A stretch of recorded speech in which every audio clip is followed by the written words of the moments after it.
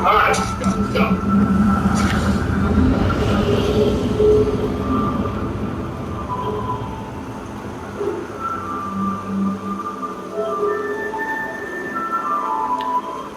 Hi, this is YouTube librarian Mike J. Scott.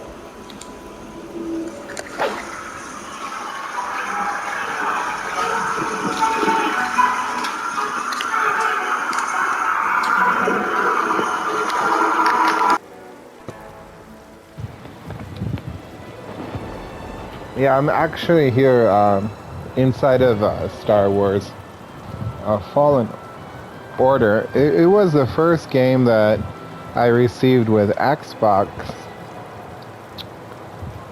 in March of 2020 at the beginning of the coronavirus pandemic. And it's a good view. And that's all I got from this game. I'm actually playing this game now on the PlayStation 5 game system, and I don't expect anything more than this view. So I thought I would do my YouTube librarian programming from this vantage point. It's probably an Uber joke. To be honest with you, but here we are. I'm working with Thinking Out of Sight, Writings on the Arts of the Visible by Jacques Derrida, and I'm just going to continue reading from page 13. This is relatively a new copyright. I am actually from Chicago, and it's the University of Chicago Press that decided to publish the seminars of Jacques Derrida. This is a 2021 copyright from the Chicago Public Library. And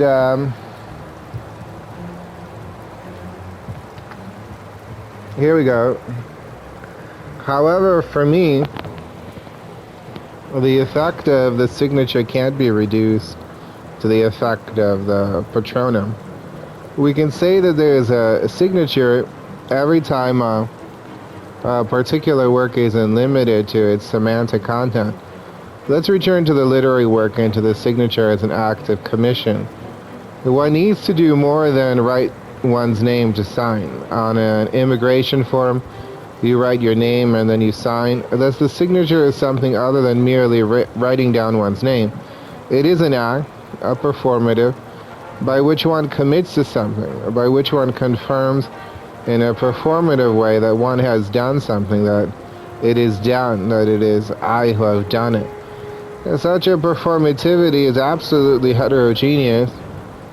It is an exterior remainder to whatever in the work signifies something. There is a work there. I affirm it. I countersign. There is a there-ness to the work, which is more or less the set of analyzable semantic elements an event has taken place. Thus, there will be a signature every time that an event occurs, every time there is the production of a work, whose occurrence is not limited to what can be semantically analyzed. That is its significance, a work which is more than what it signifies. That is there, that remains there. So from this point of view, the work then has a name. It receives its name in the same way that the signature of the author isn't limited to the name of the author. So the identity of the work isn't necessarily identified with the title it receives in its catalog. It is a given name, and that naming takes place once only, and thus there is a signature for every spatial or visual work of art, which is finally nothing other than its own existence, its there-ness, its non-present existence, that of the work as remainder. This means that one can repeat it, review it, walk around it. It's there, and even if it doesn't mean anything, even if it isn't exhausted by the analysis of its meaning, by its thematics and semantics, it is there in addition to all that it means, and this access obviously provokes discourse ad infinitum, that is, what critical discourse consists of. A work is always inexhaustible from that point of view. So the signature is not to be confused either with the name of the author, with the patronym of the author, or with the type of work, for it is nothing other than the event of the work in itself, inasmuch as it attests in a certain way. Here I come back to what I was saying about the body of the author, to the fact that someone did that, and that's what remains. The author is dead. We didn't even know who she or he is, but it remains. Nonetheless, in here the entire political institutional problem is involved. It cannot be countersigned, that is to say, attested to as signature, unless there is an institutional space in which it can be received, legitimized, and so on. There needs to be a social community that says this thing has been done. We don't even know by whom. We don't know what it means. However, we are going to put it in a museum or in some archive. We are going to consider it as a work of art. But without that political and social counter signature, it would not be a work of art. There wouldn't be a signature. In my opinion, the signature doesn't exist before the counter signature, which relies on society, conventions, institutions, processes of legitimization. Thus, there is no signed work before the counter signature. This goes for even the most extraordinary masterpieces, Michelangelo, for example. If there is no counter signature, the signature doesn't exist. That means that the counter signature precedes the signature. The signature does not exist before the counter signature.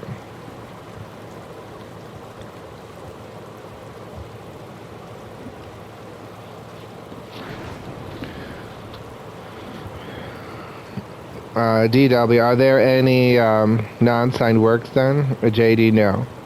DW, the idea of a work represents a type of counter-signature? Absolutely, there are non-signed works in the ordinary or conventional sense. That is to say, works produced by anonymous authors. A society recognizes that the patronym of the author is sometimes unknown. It doesn't know which social subject has produced the work. Well, that is true. But such a work exists only to the extent that it is signed. The extent that one says there is a work, there is a signature. We don't know which one, we don't know the name of the person who produced it. But the work itself is the attestation of a signature. But it is only the attestation of a signature on the basis of that counter-signature. That is, that people come and say, there we have something interesting, there's a temple, a painting, a film.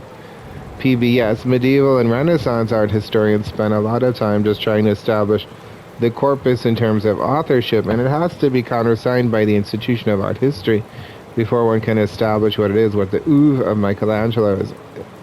JD, but that task of attributing a work can start only after the receivers or addressees have identified the work as a work that merits being attributed, and thus it is considered to be already signed. We don't know by whom, but it is already signed because we have countersigned it. Otherwise, if we don't recognize it, if we say it's not interesting, and we toss it, that can happen. That must have happened. At that moment, it's over. There is no signature. Thus, it all starts with the counter-signature, with the receiver, with what we call the receiver. The origin of the work ultimately resides with the addressee, who doesn't yet exist, but that is where the signature starts. In other words, when someone signs a work, we have the impression that the signature is her or his initiative. It is there that it starts. She or he produces this thing and then signs. But that signature is already produced by the future perfect of the counter-signature, which will have come to sign that signature. When I signed for the first time, that means that I'm writing something that I know will have been signed only if the addressees come to countersign it. Thus, the temporality of the signature is always as future perfect and naturally politicizes the work, gives it over to someone else. That is to say, to society, to an institution, to the possibility of the signature. And I think that it is necessary here to say political and institution and not simply someone else, because if there's only a single one, if there is hypothetically only one counter-signatory, there is no signature. And with that we move from the private to the public. A work is only public, there's no private work. Supposing I sign something, a letter, for example, it will be received and countersigned by a possible addressee, but it won't be a work unless there's a third person, society as a whole, will have countersigned it in a virtual sense. It doesn't work with only two. I don't know if you would agree with me here, but for me there is no private work of art. What we have just finished analyzing in terms of signature must occur in a public and thus in a political space, but it is perhaps true that this concept of publicness no longer belongs to a rigorous opposition between the public and the private. So, I guess who signed off on putting some of these games on the market? I mean, I'm not saying that they don't look good, but I just don't understand. I mean, am I really just supposed to enjoy this view? Am I supposed to use this for my YouTube librarian? Video postings? There are quite a few games here. I purchased 20 games that don't meet my consumer expectations. I'm not sure how much I spent. But the counter signature refers to there being someone else who signs off on something. There could be the original creator, let's say it's the manufacturer. But isn't there supposed to be like a CEO or a manager, someone who signs off on games so that they don't enter into circulation without being approved of? I mean, the whole idea of Sony is a counter signature. Sony is supposed to sign off on the product produced by this manufacturer. In a way, Sony functions as the counter signature. We say, well, even though the manufacturer signed off on it with their corporate logo, then Sony is the counter signatory. They then approve it for circulation. If what we have here is a failure of the signature and the counter signature. The signature is the manufacturer, the maker of the game. The counter signature is Sony PlayStation. How does a game enter into circulation if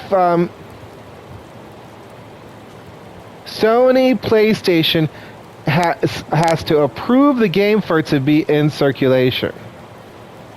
We believe in it, so the brand of Sony loses some of its status when it signs off on products, consumer products, that aren't very good, that don't meet consumer expectations. The brand itself would be over and over again not meeting consumer expectations. How did this happen?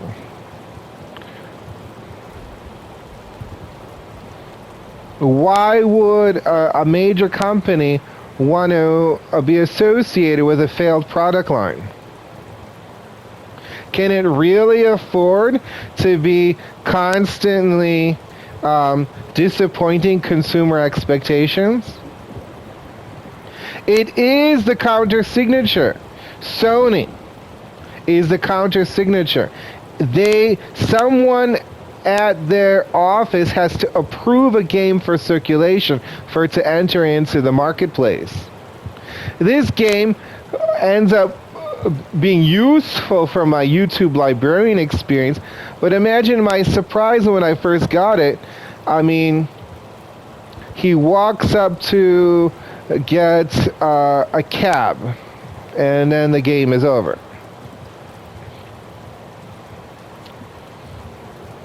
So that's what Derrida is talking about. A counter signature is, in this case, Sony PlayStation. But also Sony. Sony is a counter signatory. The manufacturer of the game is the signature. It's not the actual signature of the creator, but it functions in lieu of the actual game designer. Now, there are credits. And if you go to the credits, you'll see hundreds of people who signed off on the game. And yet it's still Sony PlayStation that has to say, we would put this on the market.